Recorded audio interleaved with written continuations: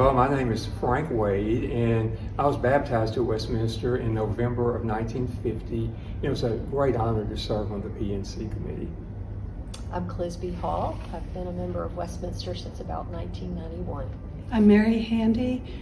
My husband and I joined Westminster in 1978. It sounds a long time ago. And I'm Tom McDow. Jane and I joined in 1972. We are 4 of the 11 members of the PNC Search Committee. The other members are Tom Wiley, Terry Rapune, Fran Lindley, Howard Lamar, Chad Folk, Lee Corbett, and our dear friend Susan Boffman chaired the committee. Pastor Nominating Committee, or the PNC as it's known, is a group that is put together when a church is looking for a new pastor or associate pastor. And members of the PNC are nominated and are voted on by the congregation. So that's how our group got started. Clisby, tell a little bit about how we got organized. Right. Well, so the Presbyterian Church USA has, all in good order, has lots of rules about how all of this works. And so first, we had to have an interim pastor in place, and then we had to fill out a church information form, which has lots of questions about who you are, how big is your congregation, what kind of community are you in, what's your worship attendance, who are you looking for. Then, and only then, do you start getting potential candidates. And the candidates have in turn filled out something called a personal information form. And then the fun begins. In our case, there were 200 personal information forms sent in response to our church information form. But that wasn't the total of applicants we had, because one of the first things we did was start contacting people we knew and asking contacts at seminaries, people in pastor positions at various churches, and professors at the seminaries, and just friends and family members who attended other churches, knew individuals who might have a lot of people to suggest. Working our personal networks. Yes. Yeah. And then we rated the personal information forms a 1, a 2, or a 3. A 1 meant a very valid candidate. A 2 meant maybe an option, and 3 was not a fit for Westminster. So that kind of helped us in the process. One of the most valuable things, the church went through a discernment process. The few months before we were nominated to serve as a PNC. And they pulled together a lot of self-assessment of our needs as a church, our strengths, our weaknesses, and that was helpful to us as we engaged with these candidates. That took place under the support of Ben Sparks, who was an interim pastor at that time, and very helpful also to the PNC as we got started. Yes, we took that document, didn't we? And Yes. made frequently asked questions, pull some financial information together, because they wanted to know who are you in something a little more detailed than we had been able to put in that church information form. And then we elected Susan Boffman to be chair of our committee. And I thought number one, everyone that knows her, she's a wonderful person, but Susan kind of went full circle, because everyone in Nashville kind of knows her as a premier educator, but her first job out of college was working with the youth program here at Westminster. So she began her career here, and then full circle, arguably one of the most important positions she had at Westminster was heading the PNC and helping to lead us towards Donovan. Assistant to Susan was Tom Wiley, and that was as we got into the process of actually looking at piles of personal information forms, it became evident we needed to have a small group. That became Susan, Tom, and I. I was the secretary. And we met a number of times to try to set up a process. We met to figure out how to document and how to acknowledge personal information forms that had been received. Depending on the level that assigned to them, different letters were sent. So there are a lot of organizational things that happen early on. They're not glamorous, but you have to get those in place, and then you get into the real nuts and bolts of looking at people. And as Tom said, it's discernment. The church part of it is the church did the mission study, and we discerned where we had strengths and where we had weaknesses. What would people be looking for in a new pastor? And then when you get to the end of the process, well, throughout the process, there's discernment, spiritual discernment, as you're looking at the gifts that people are bringing to ministry. We'll get back to discernment again in a little while. We got to know each other very well. 11 people we met every week at Frank Wade's office most of the time. And then once we were doing interviews of candidates, we went to Lee Corbett's office. They both were very kind to let us go there. But I mean, we know each other very well after We do. Well, a lot of time together. We kept asking zingers. Yes. Every meeting began with and ended with prayer.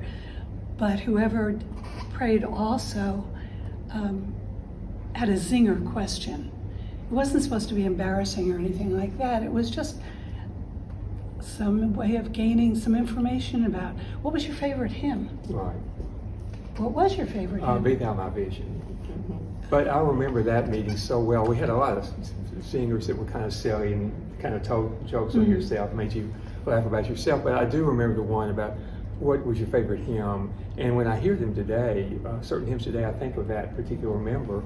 And I believe Susan Baughman's family contacted someone on the PNC to make sure that they had the correct hymn at her memorial service, her favorite hymn at the memorial service. But I think the closeness that was formed between the 11 of us is something that will remain with us for the rest of our lives. It was a spiritual experience calling Donovan, but it was also a spiritual experience in getting to know one another. And we know each other on a very deep and pretty intimate level, really. We worked hard. Yes. We broke the committee up to review those PIFs. We had to, we broke into teams. I was looking back I had still 77 emails from this process. And Lee Corbett and Howard Lamar and I were team 2. And I could find a list of 21 candidates that we gave a 3. And so they were going out that week, but we had to go through all 200 And plus. Susan assigned them as the chair. She received the forms. They came to her to a website that we'd set up, and the rest of us had access to that too. So if Tom needed to read a particular application, the PIF, he had access to it, and each of us did. And like I said, we met once a week, but throughout the week before, between each meeting, we were doing work all the time, a lot. We'd get to the office early and listen to sermons, or we would be doing making calls, just all sorts of things. So the meeting once a week, there was a lot that went on between that, a whole lot that went on within that 7-day period. Well, I think we determined that the committee was approved by the congregation on Mother's Day of 2009. I think it was like May the 9th. And then we made the call to Donovan on probably the first week in June of 2010. June the 10th of 2010. So it took almost exactly a year, which really is pretty quick when you think about it. Particularly because the Nashville flood is tucked in there, and that became an all-consuming thing that people were volunteering to bail out houses and all that. And Donovan saw that, and that made a very, very great impact on Donovan and Beth. Both, they had come to visit. And I think what even impacted him more was that 2 of the members of the PNC, Terry Rapune and Fran Lindley, got things together, which is now morphed into the Westminster Home Connection. So the genesis of the Westminster Home Connection was the 2010 flood. And again, I think Donna was just impressed that 2 of the members of the PNC took it upon themselves to say, what are we going to do as a congregation? And look what it is today. Mary mentioned earlier that we had 200 personal information forms sent to the church when it was announced that we were looking for a senior pastor. But I must confess that I didn't think they were very helpful to us. It was our Yes. reaching out and working our contacts in the PCUSA that really led to the kind of candidates that we wanted for Westminster. And I think that's because we were looking for someone who was committed in ministry, but was happy where they were, or was well engaged in the life of whatever church they were serving. And that's the sort of person we wanted to call to Westminster. Mary, wasn't Donovan one of the people that we found by our contacts initially? Oh, yes. That you had asked about how we found Donovan's name.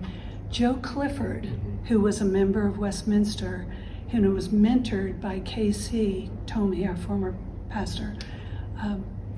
Joe was encouraged to consider going into ministry, and I think KC was really the guiding light on that.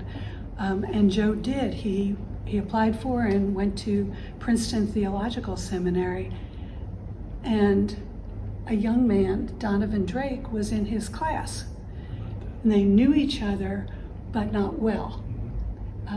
But Joe Clifford was one of the people we called actually to see whether Joe Clifford might be interested in applying to Westminster. But he was newly at the church in Dallas, and but he gave us a number of names, and particularly Donovan's, and said what a strong impression that it had made on him when Donovan preached, I guess in their third year at Princeton Theological. And while he wasn't that close, he was very impressed by him. And Donovan wasn't looking for another job at the time, so it kind of played out that it was someone there was a connection from someone who was not looking at the time. So. Right. And then once we got to the point of going through all those PIFs, we ended up having a smaller group. I don't know if we want to say how many, but that we were willing to then start interviewing, and that was a really, really interesting process to go through, and then visits. So It was about 20 that came down pretty quickly to 5, which was interesting. And Donovan did take himself out of the running temporarily. Initially, right. But that did not daunt Tom Wiley and Chad Folk and Mary Hande, who kept right on listening to his sermons faithfully, and then coming to the meetings and saying, "You should have heard Donovan Drake." You know, Tom carried on quite a bit. He did. Tom was a better big meetings. cheerleader for Donovan. Yes, and Chad was faithfully following Donovan too. Yeah. Okay, we got to the point where we could go visit. You want to talk about any visits? That was a lot of fun. The visits were a lot of fun, and we usually went. There were usually 4 that went, or 6. We went in couples, and so we'd have to pretend to be a couple. And like Susan and Boffman and I were what we always called PNC spouses. And Tom had 2. He had Mary. Yes, he had Mary, and then you had Clisby. So Tom had 2 PNC spouses. Susan and I were very dedicated to one another. But it was really fun to go and visit, because then you got a real feel of the church. And I was telling this group the other day, one thing I remember about Donovan, and once again, when you go, they've never seen you. You know, they don't know what you look like. And so we're sitting in the pew, and what impressed me the most about Donovan, you know, how he does here, he comes out before the service and greets people and shakes hands with them and talks with them. And that's one of the highlights I remember. I don't remember what the sermon was about, but I remember him coming out and greeting everyone personally and shaking their hands, and I thought that was impressive. I remember the first time I heard Donovan, I mean, we all walked out and said, well, I mean, your jaw dropped, and you were like, he hit it out of the park. It was an amazing sermon, and we were very enthusiastic. And it was a touching baptism that he did that day. Yes, I do remember that. And Tom and I had a little challenge there because the sweet ladies in the pew right behind us kept handing the attendance Yes. thing, and they wanted us, to sign your name. And I thought, should I pick an imaginary name? Yeah. That could not go well. And Tom solved that problem by, near the end of the service, getting up, grabbing my arm, and pulling me out down the aisle. So it was well done, actually. Yeah. I think we were Stayed more. out of trouble. Oh yeah, exactly. And then he didn't take Clisby back to that same church. So, then we did. But I think one of the most interesting visits we had, I mean, Donovan's was fantastic. Was we were in another state in 2010 when the flood hit, and I remember Terry Rapune and I were together, and I mean, everybody's phone just started blowing up. We were interviewing the candidate in a hotel room, and we put our phones in the second bedroom and just go going off and going off and going off, and we went, what in the world is going on? Frank would say, Insurance. Yeah, and then people were getting calls about just other things as well. Their families were calling them, wanting to know what was going on, Terry and them. But I remember that was on a Saturday. On Sunday, we were riding around. We didn't know we were going to be able to make it to the airport, if the airport was going to be open or closed or whatever. So that was a real interesting one. And the candidate was very gracious about it when they found out what was going on. But it was just like, my goodness. So I'll always remember that one visit as well. Well, when candidates, we're down to just a few candidates, well, then candidates were invited to come for a quiet visit to Westminster. And it had to be at a time when the staff were not here, or actually on a second quiet visit, a couple of staff members were here. So specifically they could talk to Donovan. Okay. But for most of that time, we had to try to avoid running into people. And I do remember going downtown to Howard's building, Bassberry and Sims, to the building, to take the candidate up to the top floor to get to see the spectacular view of downtown and the river. And then, having done that, we got in the elevator, went down to the bottom, the elevator doors opened, and exactly the person you would not want to see was standing there.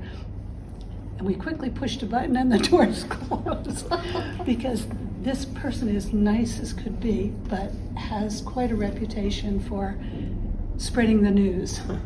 And we knew absolutely that if we stepped out, we would have to introduce him, and that would not go well. And then when they came for those visits, we'd have dinners at different members of the PNC's home. Susan hosted a lovely dinner. Tom and Jane hosted a lovely dinner. It was a real intimate setting. You got to know them, and they brought their spouse. And it was just a very relaxed way to get to know one another and for them to get to know us a little bit better. So I enjoyed those dinners a lot. But yes, we were down to final visit, and it went very well. And the next day we had a meeting to process the visit that had just, and all that we knew about the candidate. And at that point, you're back to discernment. The way it all started with the congregation identifying what we needed or wanted. And then with every candidate, you have discernment. Faith discernment, and certainly with the final candidates. prayerful discernment. Prayerful, yeah. We were at that meeting, and the PNC meeting was just started, and people were all buzzing across the table, and I know I was sitting at the end where I used to always sit so that I could not miss any of the minutes, and I know I was just quiet because I'd been awake at 2 a.m, just sure, total assurance that we had the right person. And I kept sort of arguing against it to myself because